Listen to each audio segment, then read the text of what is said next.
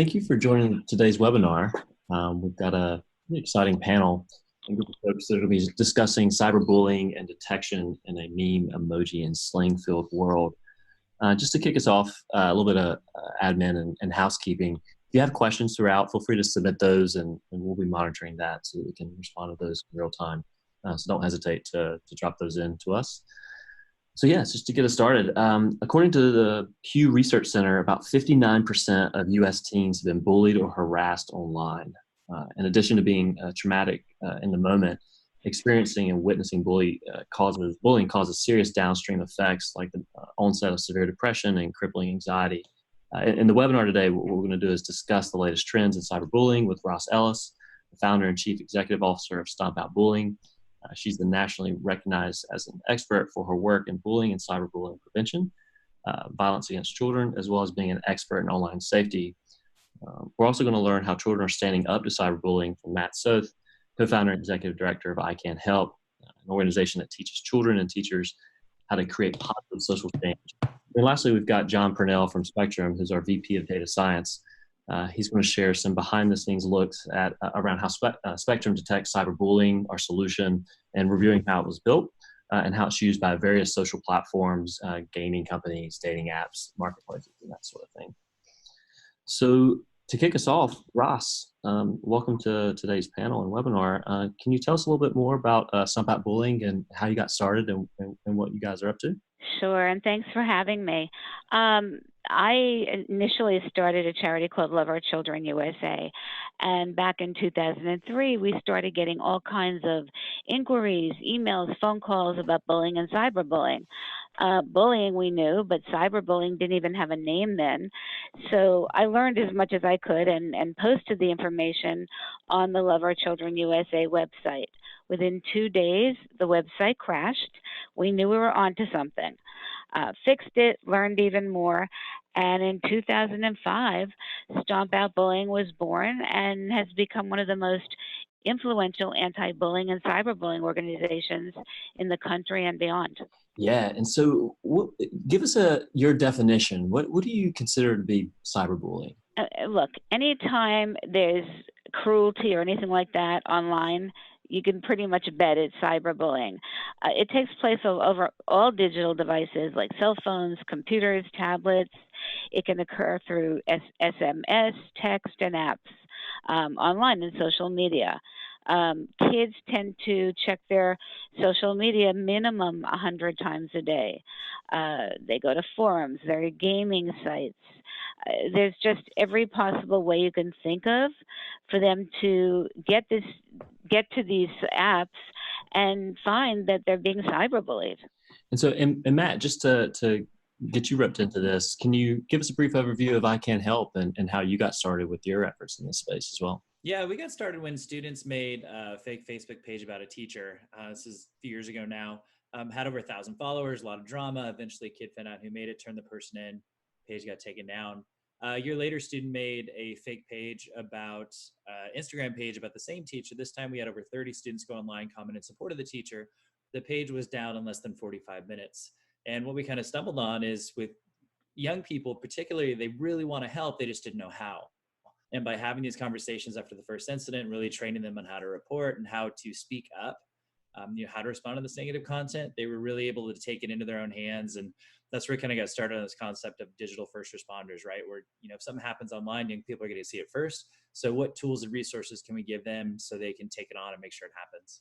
Yeah, and just in your experience and what you've done, what have you seen be successful there for students in reporting or just detecting and reporting these kinds of things? A lot of it is just knowing how to report, right? So is it the 3 dots? Is it holding down the picture? How to report accurately? Because, talking to the companies, so much of it is just, false reports where it gets reported inaccurately in the system, which is a whole other complicated issue. And 3 is it's already awkward enough to be a teenager, middle schooler, you name it. So to add this type of social awkwardness, for kids, the ones we talk to, it's not always bullying or harassment. Those aren't the words that come up first, but it's the drama, it's exclusion. There's a lot of, kind of emotional, psychological stuff going on there to where they just, oh, well, this happened. How do I speak up for my friend? or giving them ways like it's okay to reach out. And like anything we do, and when you train young people, is give them a chance to practice that. How would they reach out? What would they say? How could they respond in that situation and just be a good friend? And the last part, the schools that are really successful, like they have a system in place to support people, right? It's sort of embedded in their culture. One of my favorite moments at our school was I got a text. It was like 10 o'clock at night from one of my students, like, "Mr. Soeth, it's happening." And it was really weird. I'm like, "What's happening? You're totally awkward right now." And they said, "Don't worry, it's online. We took care of it." And so finally I kind of teased it out and found out the next day that there was a student on our campus who tweeted out like, "Hey, I have this photo. If I get 50 likes, I'm going to share it." And the student saw it, and the kid got the 50 likes, but in less than 2 minutes, the photo was reported and down. And the next day we had about 5 or 6 kids out in front of the main office saying, "Hey, this is what happened. This is who did it. How can we help?" And to me, I think that is really rooted in the culture of climate of, we're not going to treat people this way. It's not right to treat people this way. And we need to make this right. And that's where I think it can get really magical in a school setting, is when the students are really ready to stand up and support each other and doing the right thing. Right. I agree because they're tired of being treated badly. Yep. So I love what both of you guys are doing, and you're constantly talking to various NGOs and nonprofits that are working in this space. But when you look at the research, there's that's 59% of U.S. teens have been bullying stat, and if you go to cyberbullying.org, it'll show you that it's at the highest. The victimization rates are at the highest point that they've ever been. With all these different tools in place and efforts like what you guys have been implementing, why do you think we're at the worst point for these cases right now? What's the cause behind this uptick? I mean, there is an uptick because let's face it, there are all these brand new devices coming out, and everyone's waiting for the next iPhone or the next new something, and they can be anonymous. So I think we're living in a world today that's unfortunately cruel, and the kids see this, and so they think that they can and do go on their devices and say terrible things to someone, to the point where another kid is traumatized. I mean, we get so many emails and phone calls about kids who've been told to go kill themselves. I can't imagine a kid agreeing to do that, but yet it does happen, and there are kids online saying that to them. It's just terrible, and we've got to put a stop to it. So that's been the uptick because they realize they can do anything they want. Hey, Matt, what do you think? What do you think's behind, to pile onto that, what do you think's behind that uptick? I think it's a few things. I mean, definitely it's the devices, technology, the platforms. I mean, they're growing almost exponentially, which is kind of normal with tech. Two, I think we've done such a good job of educating kids on what cyberbullying is, kind of like bullying back in the day, that there's a greater awareness. So in terms of reporting, I think there's an element of that. And then three, it's really, it's looking at human behavior in general, right? So we have this new device, we have this new technology. I remember talking to my dad when I started teaching, having issues with kids texting in the classroom, and these are phones with first keyboards, right? So it's not like modern technology. You're still talking about 15, 20 years ago. But I remember telling my dad about it, who started teaching in 1967, and he starts laughing at me. And I'm like, "Why are you laughing at me?" He's like, "Well, I just can't believe kids are still doing that." I'm like, "Doing what?" He's like, "Just getting away with stuff." And so it's kind of going back to the essence of the behavior, what is driving the behavior, where the platforms. I think anonymity is a small part of it, but I also think there are ways to kind of to stand up and be aware. I still think there's a big education that needs to happen. Talking to schools, you'll hear a lot of times, and it's not entirely fair, but it's schools like, "Oh, we need parents more involved," or parents like, "Oh, we need schools to do a better job of keeping our kids safe." And you just get a lot of this back and forth of looking at what is the role of each individual in that. How can we support each other, either parents to kids, peer to peer, kid to kid, and even schools, and whether it's policy language, whether it's educational programming, it's digital literacy, it's social literacy, it's media literacy, and really getting to a point where we can just treat each other better across the board, and really know what impact this stuff is having. In our case, it's, the KYS or kill yourself, those kind of comments, like 10 years ago, 20 years ago, and everyone's like, "Oh, that's gay." And it's like, well, you can't really say that. Let's have a conversation about why. You shouldn't say kill yourself. Let's have a conversation about why. Right. And I think young people are just very sensitive to that information when it comes out, and they're reacting more quickly and they're responding more quickly. And I think they're more aware of what's happening. And so we're getting those bigger numbers as a response of just that awareness. Yeah, and actually to drill into that, to make this real. I mean, this is a very personal issue for many of us. being bullied and harassed online and even offline.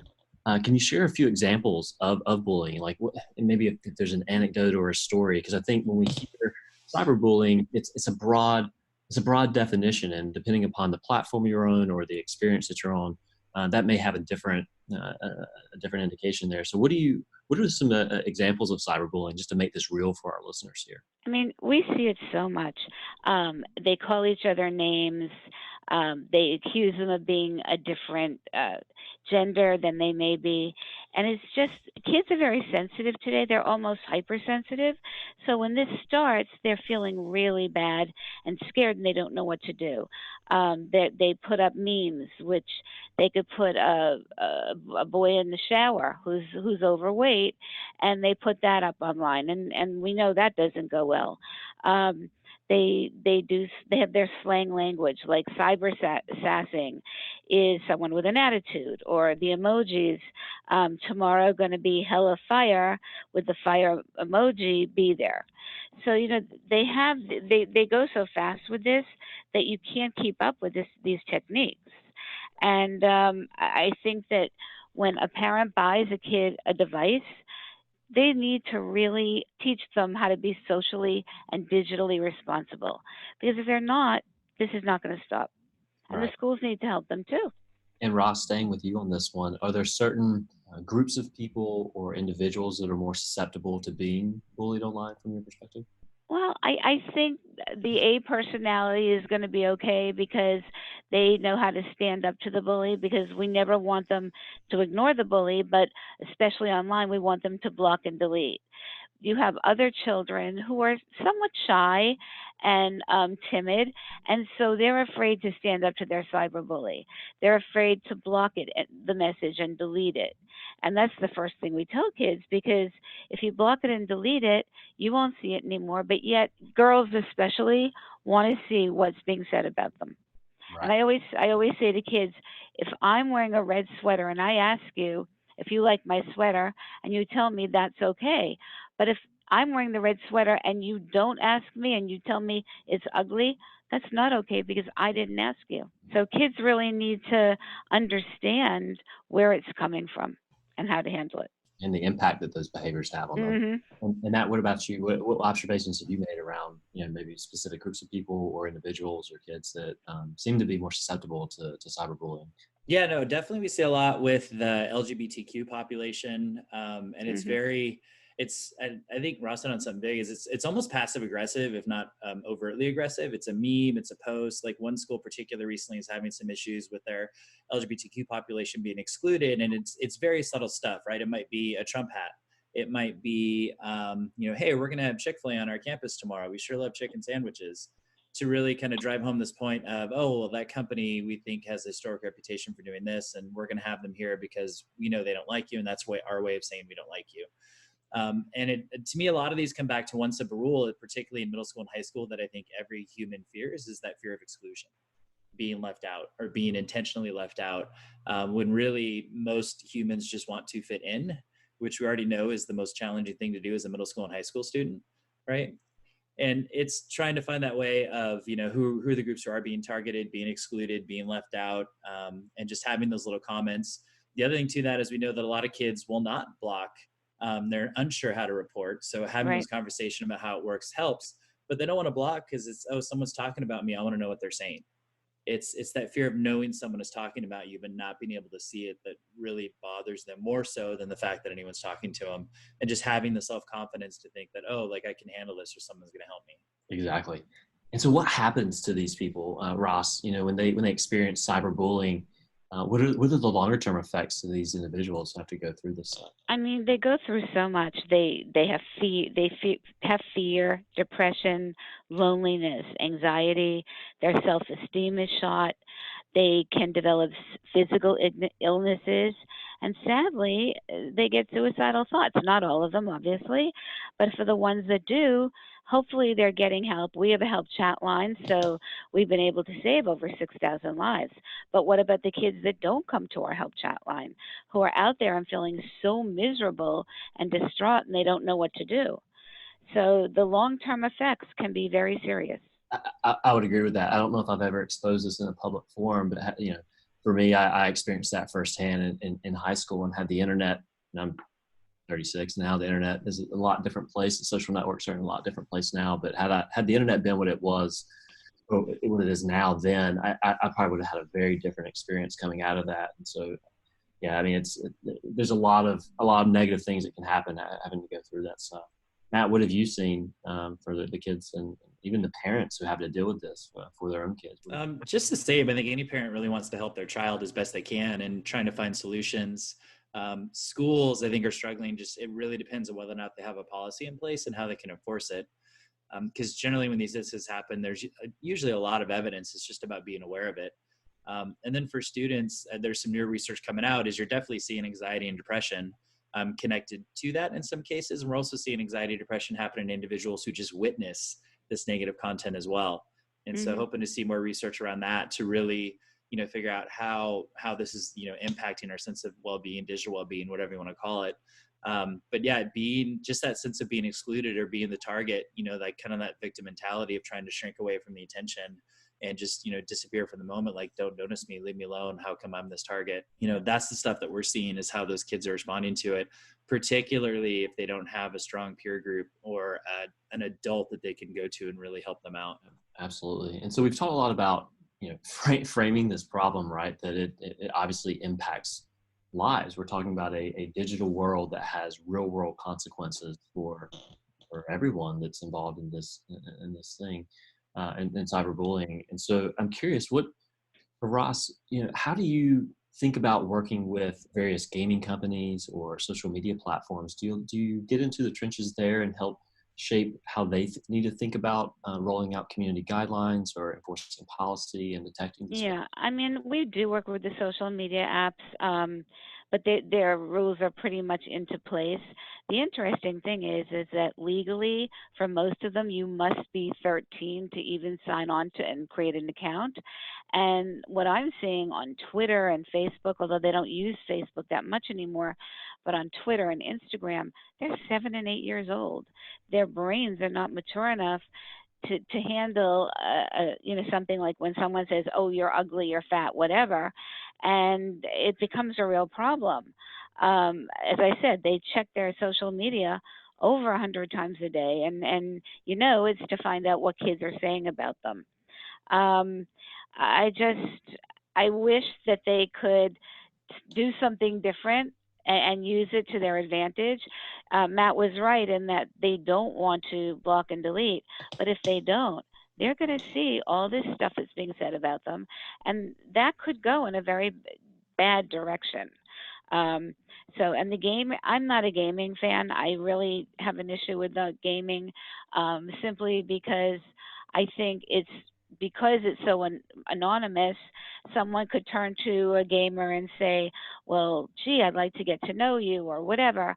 We actually had a gamer's mom call us, and she said, my 13-year-old son is on a gaming site, and this 24-year-old woman asked for his address and is sending gifts to him at our house.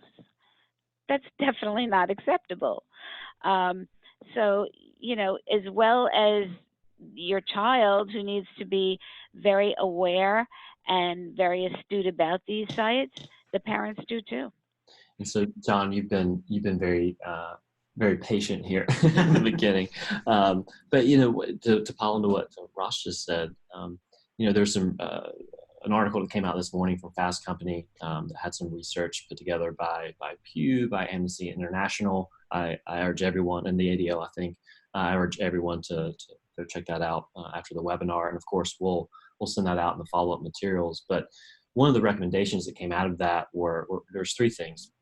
One is that moderation tools need to be improved. Two is that how case management is handled needs to be streamlined, so that when people report these issues or kids are reporting these issues on various platforms, they understand that something's actually being done. And then the third one is recommending additional collaboration between various platforms, social networks, dating apps, gaming companies, and that sort of thing.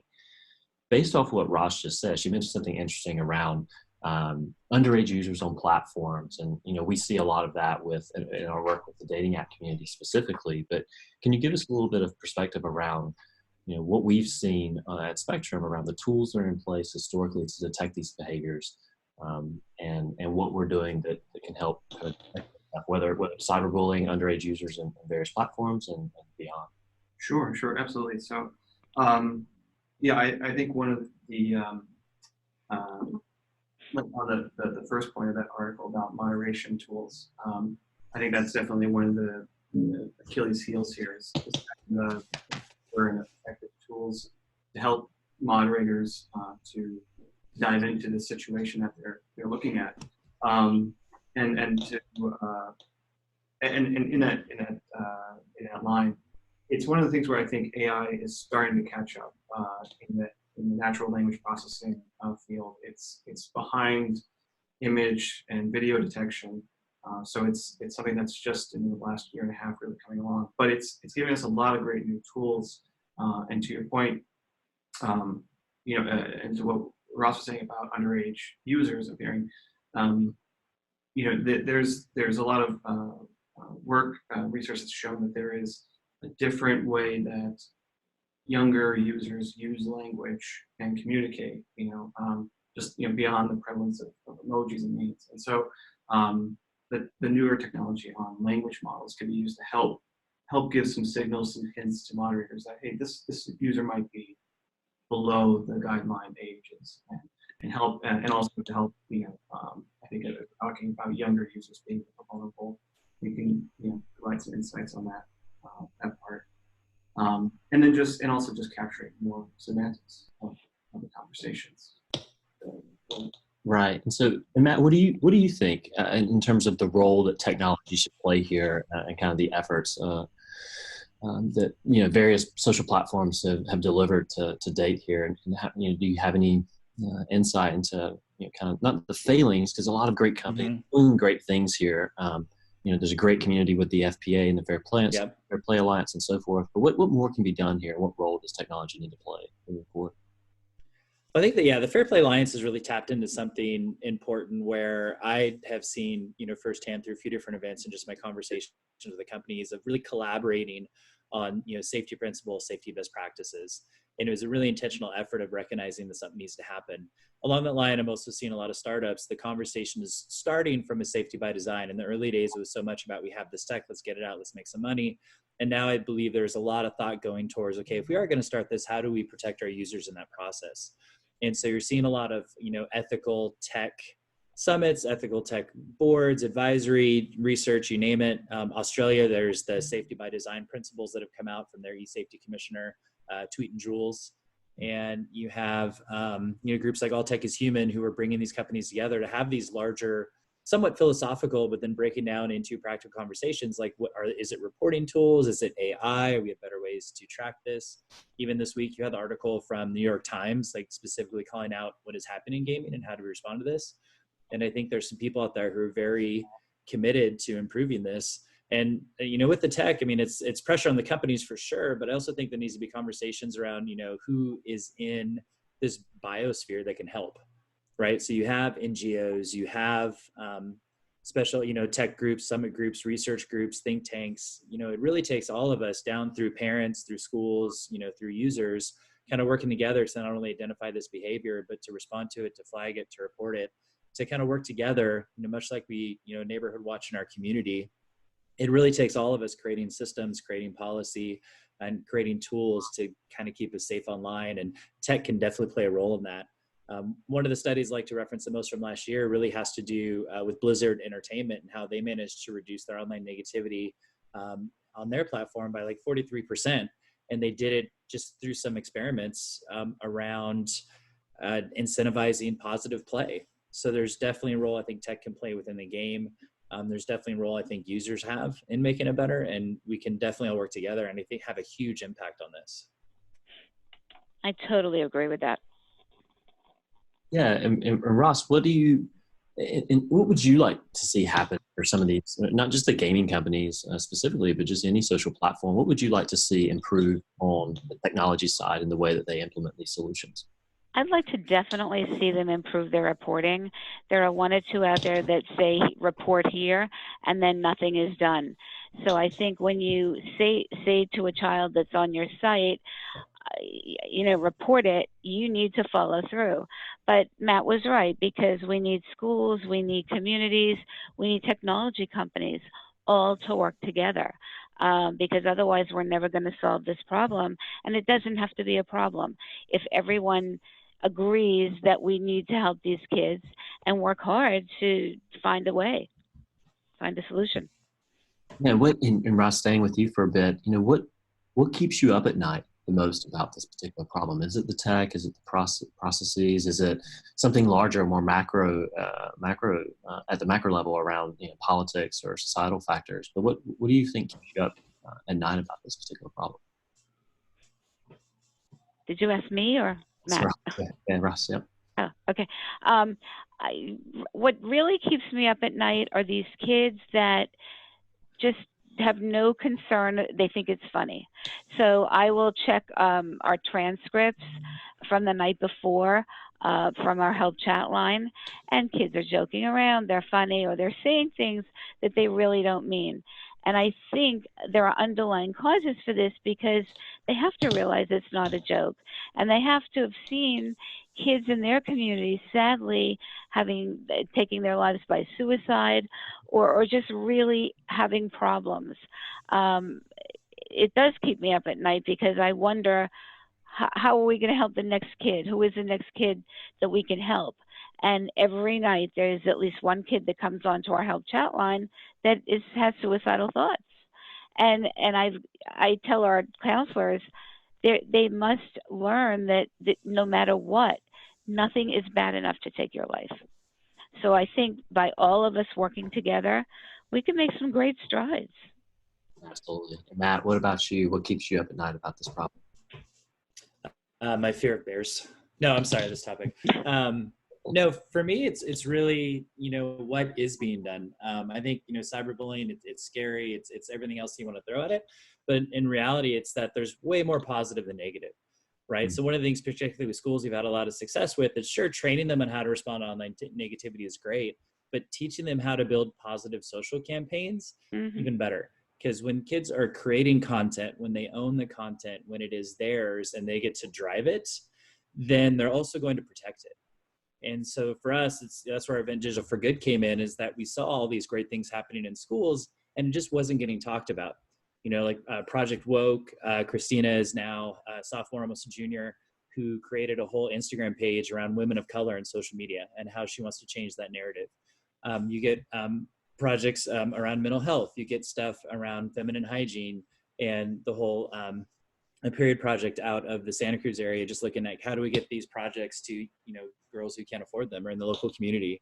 You have people in Veterans Affairs, right? Using technology and knowledge of robotics to print, functioning, 3D printer printed hands that, so this one veteran can throw and catch a softball who lost his arm in Afghanistan. There's some really cool stuff happening out there.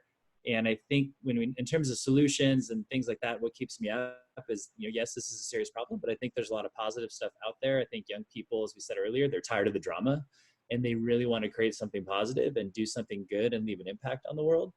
And if we can do a better job of amplifying those stories, young people, inspiring young people, I think there's a big impact that they can make and then we can make in sharing that and really connecting people with, hey, here's what you can do about it. Here's the impact you can make. And let's start pushing in that direction. Kind of the first rule of teacher classroom training is, instead of telling kids what they can't do, show them what they can do. And mm-hmm. you'd be amazed at the positive behavior that happens. And I think in social media, same kind of thing is, yes, there's negative stuff. We need to be able to respond to it, but there's a lot of really good stuff. And we need to start sharing those ideas and amplifying those stories, and more good things are going to happen. I agree. I mean, they need to feel like they own it. Yep. I agree. I mean, the thing that keeps me up at night, just to throw my hat into the ring here, and being a technologist, is I'm not convinced that the technology to date, or that has historically been applied to detecting these behaviors, is where we need to be. Obviously, that's why we started the company 2 years ago. It was really to solve a specific pain point in the workflow of this problem, which wasn't really around the moderation itself or the viewing of the tickets, but it was specifically around how do you detect this behavior with a high degree of confidence and accuracy. So Jon, can you talk to me a little bit about how difficult this is for companies to detect. I mean, there was, I think, MIT review article came out recently that showed that Facebook catches about 16% through their automated systems. And then there's research that shows that only about 18% of people will flag other users. That means there's a whole bunch of behaviors out there that are going undetected. So why is this so hard to detect cyberbullying, as well as, underage users and human trafficking, and sexual harassment, and so forth? Mm-hmm. Yeah, I think that was a very interesting paper. I mean, or article, because it started off with how well they're doing with capturing video and image, and they were saying that they're able to automatically capture 98% of terrorist content, which is great for their moderation team and not having to actually visibly see that. But yeah, clearly the 60% shows that the ability for going through the text and going through chats and conversations is limited. So I think it's a challenge. It's a couple of challenges. One of that, in the realm of AI, the NLP is still catching up with image processing, but also Facebook is facing internet's worth of problems, and so they're just seeing all sorts of behaviors, and they have to Millions of communities and languages and content types. Yes, exactly. And I think a lot of the cyberbullying, to your question of what's complex about this problem is the contextual nature of it, right? And you can, in our approach to building tools like this, right? The first thing, you always start simple. The first thing you'd always do would be some sort of keyword extraction, and that can get you pretty far. That's good for profanity and certain terms like that. But then, when you start talking about emojis, when you start talking about memes, where when you talk about nuance of language, like sarcasm, we were talking earlier about the passive aggressive. So it's not, you can't clearly just by pattern matching find the stuff. Then it becomes more about getting the context. You have to go beyond the individual messages. You have to go in the conversation, and then beyond the conversation is also, like you're saying, the community around it, and how does the community communicate? There's certain language that sometimes it is banter, it's friendly banter, and sometimes it is harassment, and it can be difficult to make that decision without the contextual nature. I think that what even makes it even more complex, going back to that Fast Company article, is the examples they gave were about networked harassment. So it's just that it's not only on one platform, it's across multiple platforms. Right. But that's also, I think, and then because I'm coming from a tech perspective, that's also a addressable problem. You're talking about how we get platforms to work together, and there's a lot of work in AI and machine learning about what they call differential privacy. So there's ways there's tech that's available now that we can take our AI systems and apply them in a way that still preserves privacy for the users. And in addition to also providing, help to moderators. So, and also, privacy for the platforms, So there's ways to still put these tools in actions without exposing individual people or without compromising their personal conversations. Right. No, thank you for that. So I was recently given the advice by a board member, actually, to do two things at once, to see things as they are and as they ought to be. And so, Jon, sticking with you, I know we've been talking a lot about how things are today and kind of where they've come from. How should they be when it comes to the technology? What would be the ideal solution in your point of view? I think the ideal solution is that I think people, users could be protected from this kind of harmful content directed. I think parents would have the ability to catch 100% their kids from. I think and actually I think Ross was talking earlier about or I should say Matt was talking earlier about how kids are getting away with stuff, right? So I think also conveying sense of consequence for behavior. So having the proactive tools that when someone's submitting harmful content, give them a pause and say, is this really what you want? And are you aware how this looks? Maybe just that is, and that could be more simplified tech, but that I think just showing that the platform is looking and does care about the guidelines they're setting up. Right. So Ross, this one's for you. On that vein, let's say we get our stuff together, not we as a sector, but the industry at large, at various verticals, and we've got buy-in from major players, the Facebooks, the Googles, the Amazons. You've got the mid-tier players on the tech side, and then you've got all these different social networks. If we band together and actually pull this off and start to become much more effective at the detection side as well as the enforcement and moderation side, what does this look like? What do platforms look like? What, whether it's new features or the environment, what does the world look like at that point in your opinion? Well, for me, we need to see that, right? If we can visualize what that right. looks like, then we can start to move towards that. Right, right.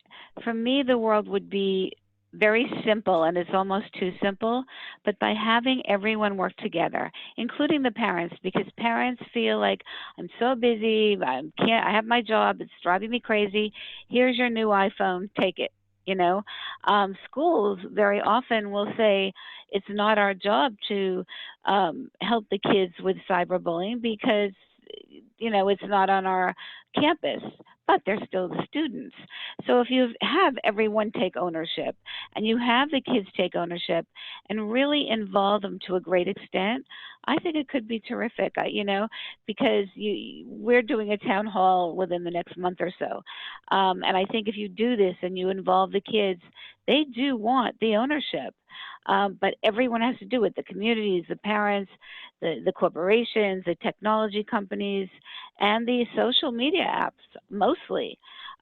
Without mentioning names, there are social media apps that say, sure, we're going to help you out, just report it, and they don't. So we've got to make sure that if they're going to play in the playground, they have to do what's right. And Matt, for you, if we are successful as a collective trust and safety community at this, what does the world look like in your opinion? I think it's just it improves that experience, right? I think if anyone enters into this online world, like they want to know that they'll be like safe and protected. It's very rudimentary pie in the sky, but Maslow's hierarchy, right? That I can come in, that I can share my opinion, we can have a conversation, and I think if the tools are there, and hopefully the societal norms reemerge, consistently across the board, and we can actually have conversations and we can share ideas and collaborate. That's the perfect world scenario, that we get to a point of really detecting negative behavior, toxic behavior, and hopefully start amplifying, larger conversations that have a positive impact and sort of show, I think, where most people really are. Humans are inherently good. And so trying to get back to the point of, how do we find that commonality versus the general divisiveness that seems to be, pervading through our various silos. Mm-hmm.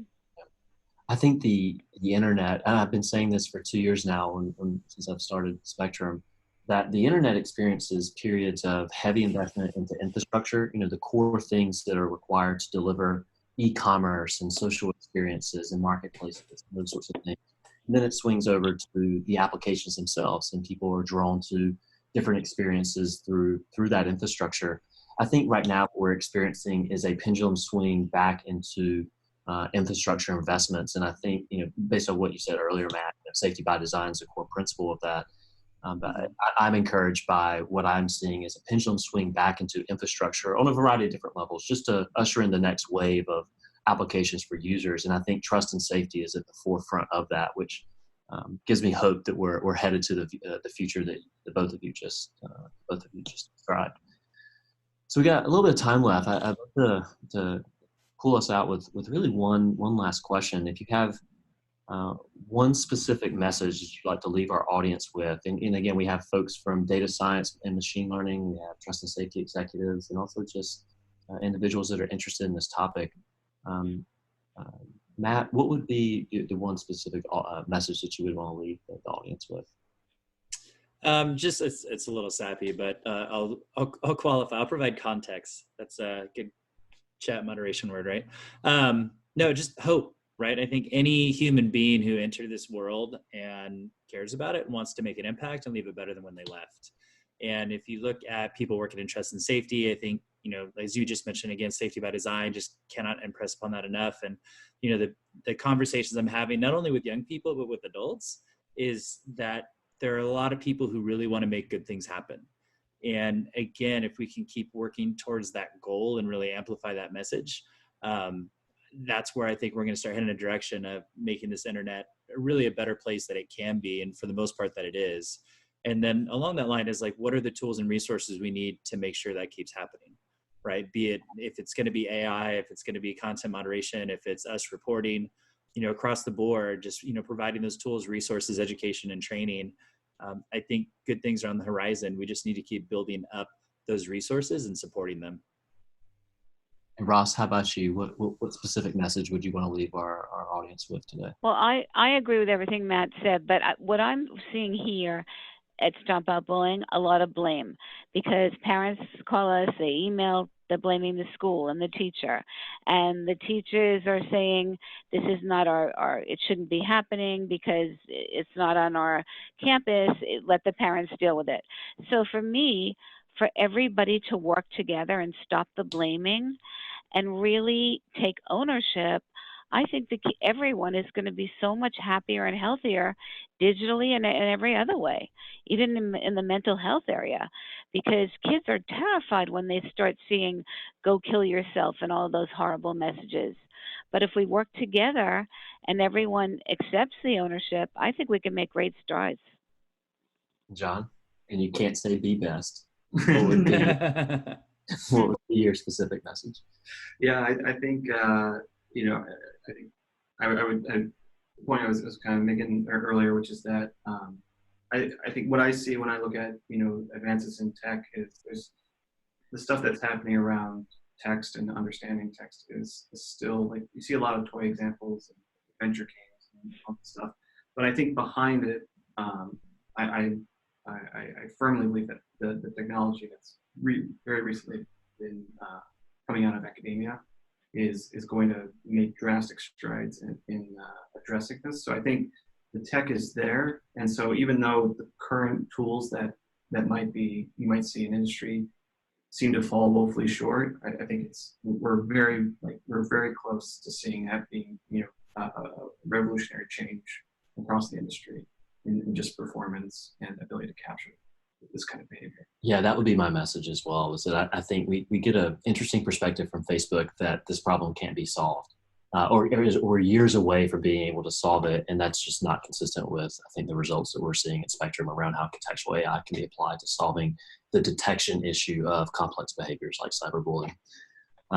So thank you to our panelists for your expertise and engagement in thought leadership.